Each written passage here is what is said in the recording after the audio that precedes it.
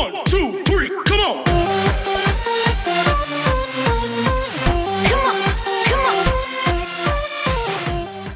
Saya sampaikan, himbauan dari pemerintah itu baik, tapi pemerintah juga harus bertanggung jawab. Apa yang saya sampaikan, himbauan pemerintah baik, silakan rakyat bekerja di rumah, ibadah di rumah, gak usah keluar rumah. Ya nyuwun sewu. Pemerintah harus paham, tidak semua rakyat Indonesia itu punya gaji tetap seperti pegawai negeri, betul? Ora kabeh rakyat niku kaya tentara, ora kabeh rakyat niku kaya PNS. Ora kabeh rakyat niku kaya polisi, sing kerja ora kerja dibayar. Ki napa mboten? Lah wong kaya kuntet, kaya cangkeme percil. Ora oleh manggung, ora oleh metu saka omah garepe mbadhok napa. Ki napa mboten? Kalau memang rakyat menyuwun sewu, pemerintah menghendaki rakyat di rumah, yo gampang. Maka pemerintah harus menyediakan makanan untuk rakyat selama tinggal di rumah. Suruh beli jahe merah sak Indonesia, jahe entek. Masker habis, harga masker 1 dus 2 juta. Ini orang gila. Jangan takut, takutlah sama Allah. Kenapa kalian takut dengan corona? Tidak pernah memikirkan takut kepada Allah Subhanahu wa ta'ala.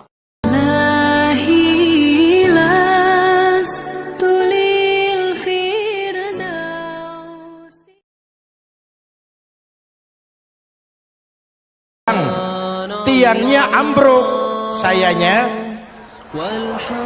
jatuh. Saya sandaran di tembok, temboknya runtuh, saya juga runtuh. Saya sandaran kepada orang kaya, dia jatuh miskin, saya bangkrut. Saya sandaran kepada jenderal, dia pensiun, saya selesai. Tapi kalau saya sandaran hanya kepada Allah, Allah tidak akan pernah miskin, Allah tidak akan pernah lumpuh, Allah tidak akan pernah terpuruk, dan Allah tidak akan pernah berkurang kekuasaannya.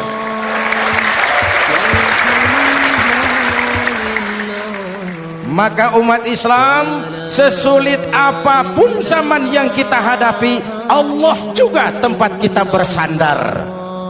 Jelas? Jelas yang bisa menghilangkan segala penyakit musibah di dunia ini adalah Allah. Kenapa kita lari dari Allah? Bukan mendekat kepada Allah. Taubat semua masyarakat Indonesia. Taubat. Penuhi rumah-rumah Allah. Istighosah. Doa sama-sama kepada Allah. Bertobat kepada Allah. Jangan menghilang. Jangan dari Allah. Allah akan tambah murka.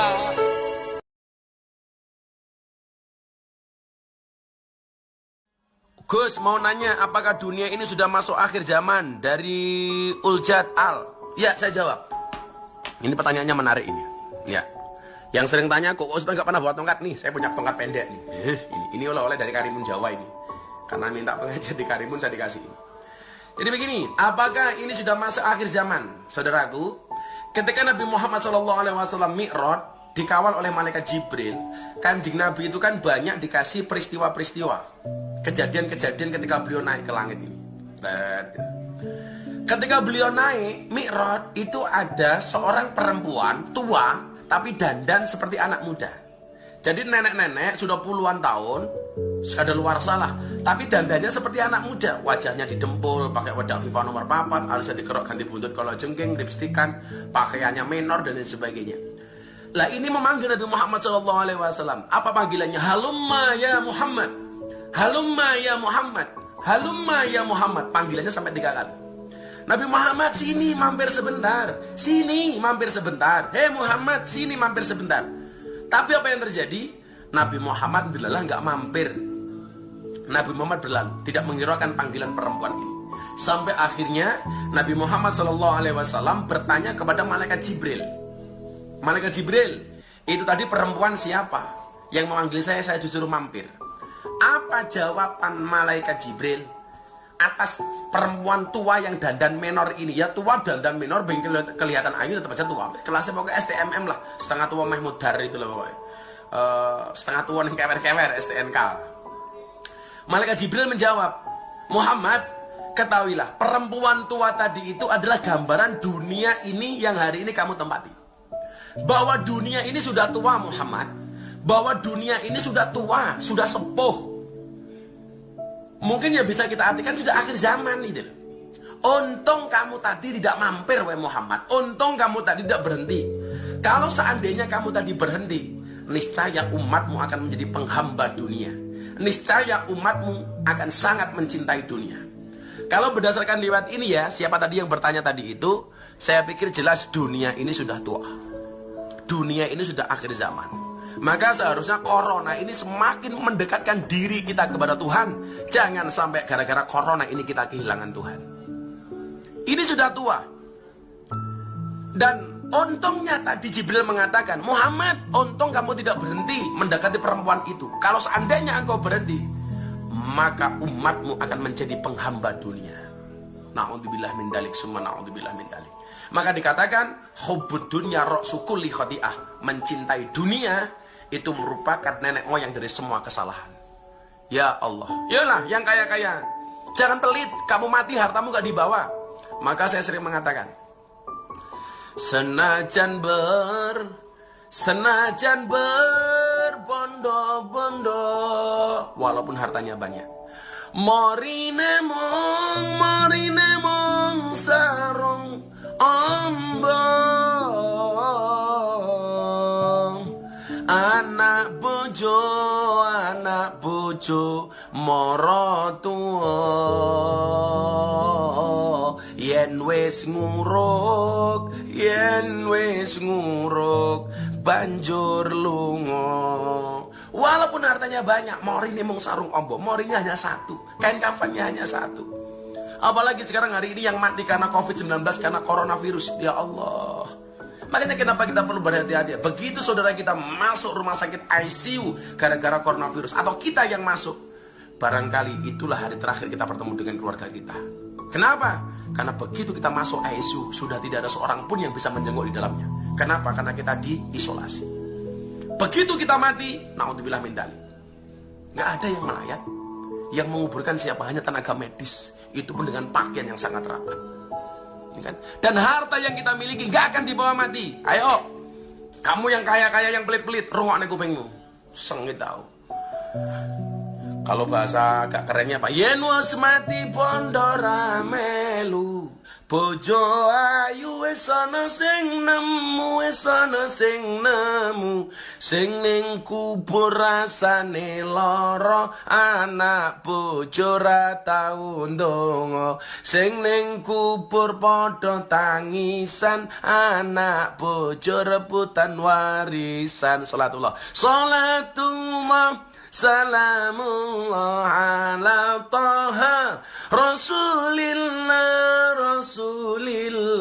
Salatullah salamullah ala Yasin Habibillah Salatullah salamullah ala Yasin Habibillah. Sallu ala Nabi Muhammad.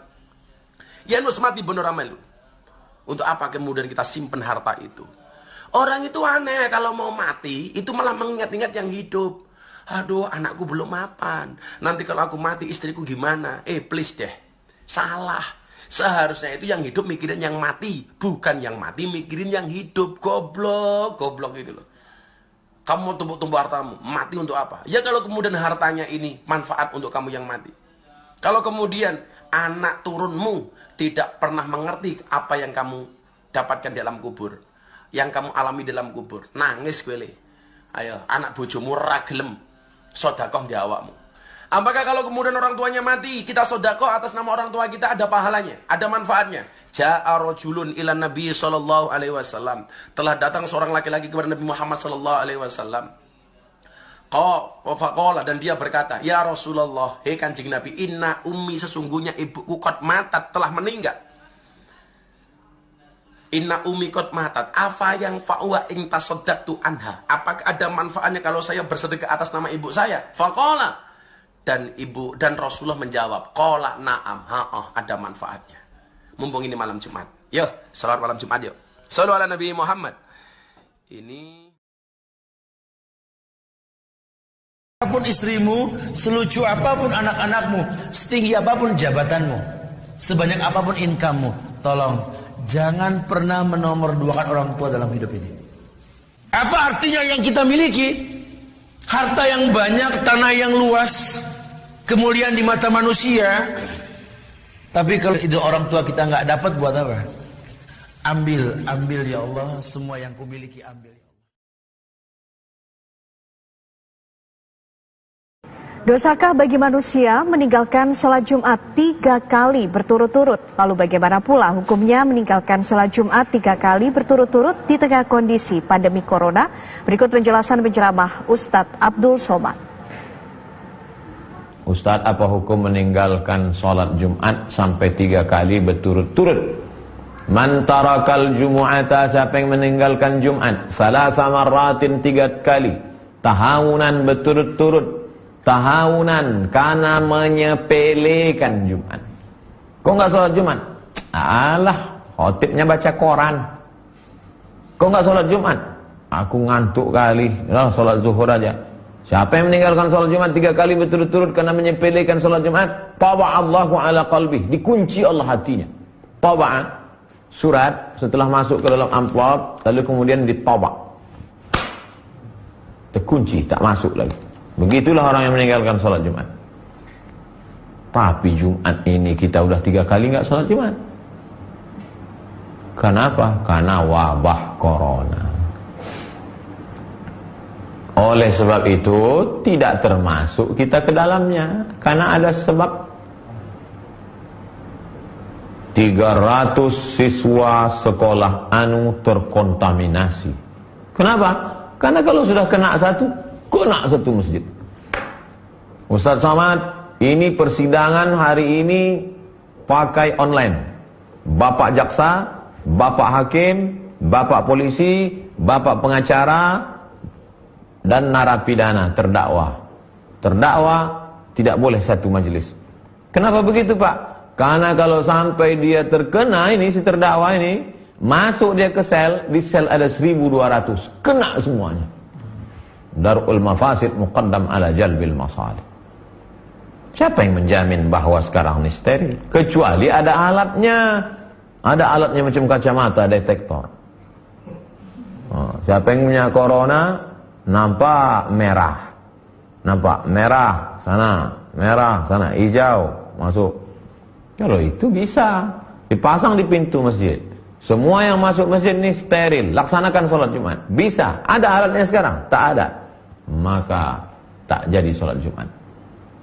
Firra minal majzum, larilah engkau dari orang yang terkontaminasi kena penyakit menular ini. Firaraka minal asad, sebagaimana kau lari dari singa. Corona ciptaan Allah, saya pun ciptaan Allah. Oh, kalau gitu dibalik, singa ciptaan Allah. Hadapilah singa. Tapi Ustaz mengatakan corona itu jundun min junudillah. Bukan kata saya. 7 ulama di dunia ini mengatakan dia jundun min junudillah. Berdasarkan hadis Nabi dari riwayat Aisyah. Ya ba'athuhullahu, wabah penyakit itu dikirim oleh Allah azaban, menjadi azab liman yasha, bagi siapa yang dikehendaki Allah. Ada wabah itu menjadi azab bagi orang-orang yang dikehendaki Allah. Tapi bagi orang yang beriman, rahmatan lil mu'minin, menjadi rahmat bagi orang beriman. Yang mestinya dia mati konyol berubah menjadi mati syahid. Pahami baik-baik. Amat tuh kalau ngelihat anak kecil dicium kepalanya, rahim. Nabi ini sama anak-anak kecil luar biasa rahmatnya.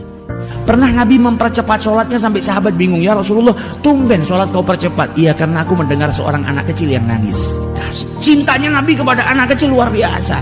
Jadi kita didik anak yang didik anak, tapi jangan sampai kita nggak nyayangin anak kita. Berbuat salah sedikit ditempeleng sampai bekas dijotos. Ini anak atau pendidikan Kopassus ini? Kasih sayangnya Rasulullah kepada anak.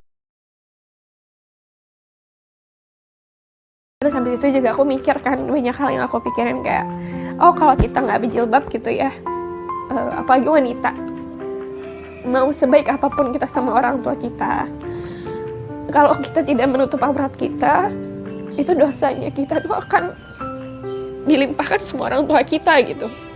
Jadi aku pribadi juga mikir gitu, oh kok aku jahat banget ya kalau aku ngasih dosa aku yang sebanyak ini sama orang tua aku.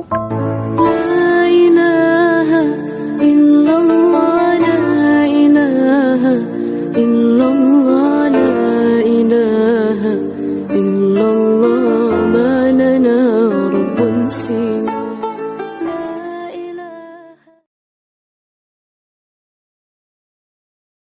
Merasa dirinya kotor itu bukan bar, bukan tempat-tempat hiburan.